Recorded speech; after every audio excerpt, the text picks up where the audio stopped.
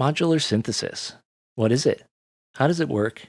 And what's just so damn special about it? And that's what we'll be diving into in the first part of this three-part series, Intro to Modular Synthesis. In part 2, we'll be taking a look at the core module types and their functions. And then in the third and final part of the series, we'll apply everything from parts 1 and 2 to build some patches from east to west coast with some drums in between. This video is brought to you by Afterlater Audio. A big thank you to Afterlater Audio for providing some modules for this video. And let's just dive right in. So what is a modular synth? A modular synth is a synthesizer usually composed of individual modules all racked together. Now they're not connected to each other or anything right now. We use patch cables to patch them all together to create unique signal paths that you usually can't find on those all-in-one hardware synthesizers. Now, while modular synths are composed of modules, they also send modulation data to other modules to modulate certain parameters. Modular.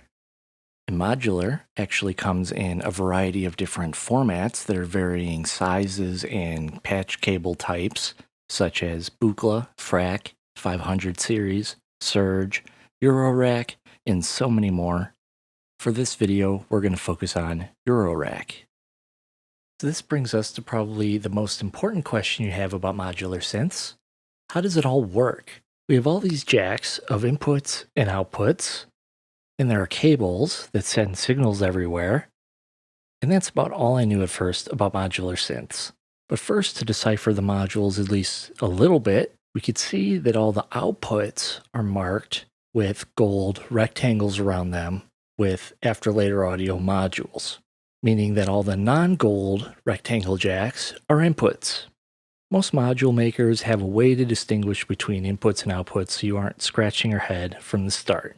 And note the only real hard and fast rule about modular synths is don't patch an output into an output. That's how you could potentially break a module. So if you accidentally do it, just unpatch it and cross your fingers. And our next step to understanding modular synthesis is to kind of change how you think about the signals going through these cables. All it is electricity or voltage. We could see here in the oscilloscope, we have some voltage going high and low. Above that dotted line is positive voltage, and below that dotted line is negative voltage. But we can't hear anything, and it's not doing anything right now. But what if we increase the speed of this waveform?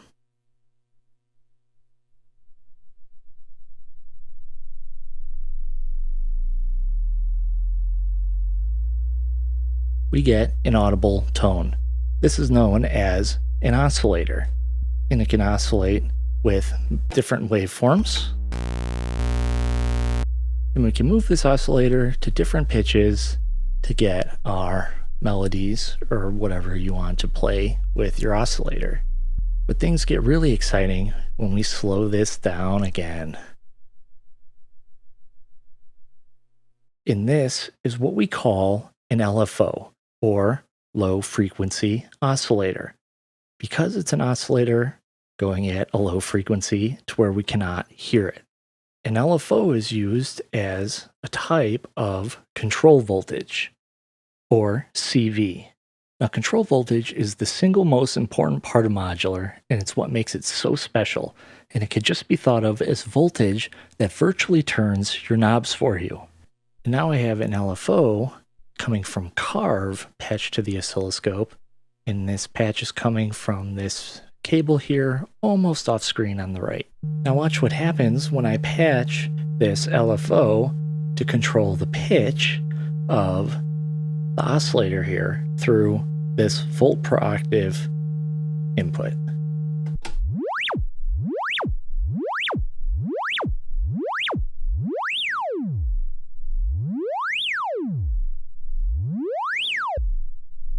Now with the control voltage, I could best describe it as this voltage is turning your knob for you.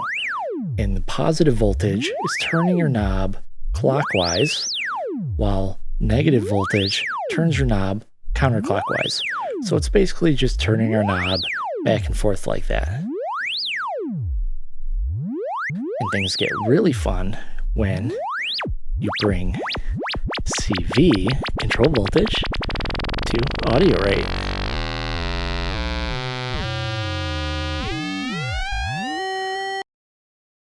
Now, there are a handful of different types of CV, but all of them act with the same principle of virtually turning our knobs for us to specific positions. And I've grouped them into 5 basic categories. LFOs, or low frequency oscillators,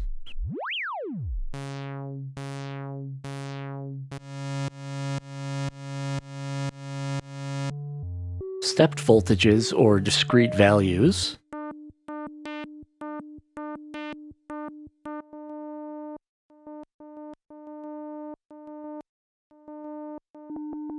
triggers, which don't do too much for these inputs,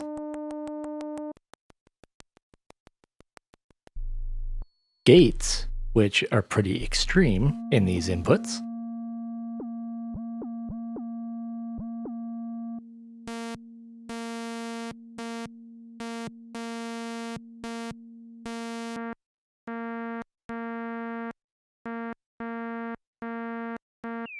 and lastly, envelopes, which are being triggered by the gates.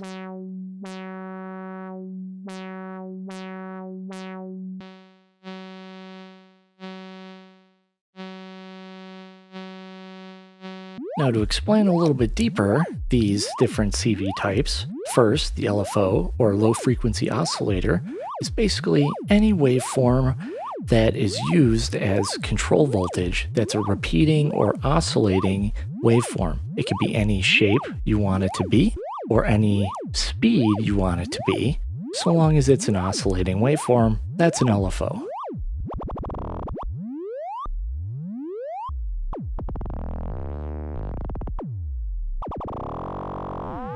And we can go to audio levels. So long as we're using it as CV, it's still an LFO. And that is, in a nutshell, LFOs. Now we have the stepped voltage, or discrete value voltage, which is just steady voltage at a specific level, whether positive or negative, as we can see here in the oscilloscope. Here I just have random stepped voltage coming from steps here that is controlling the pitch of our oscillator.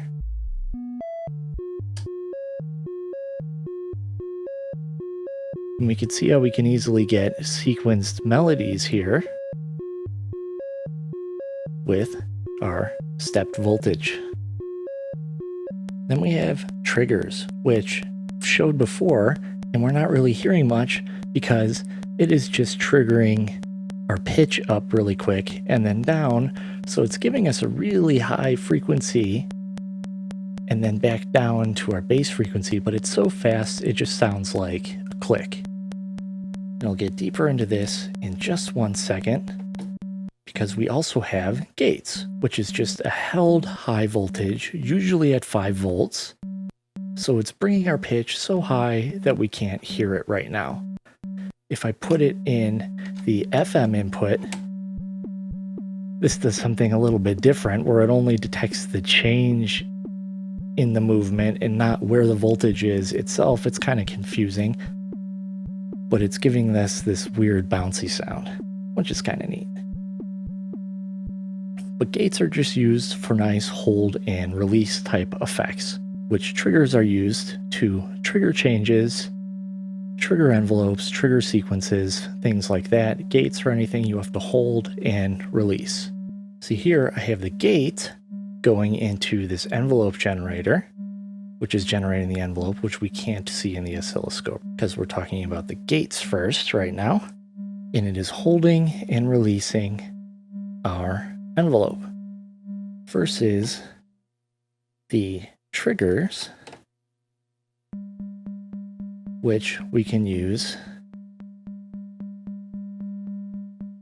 to just trigger quick bleepy things, or we can use it to trigger drums or anything of that nature. And now we can see our envelope coming from the trigger, and I can adjust my envelope length.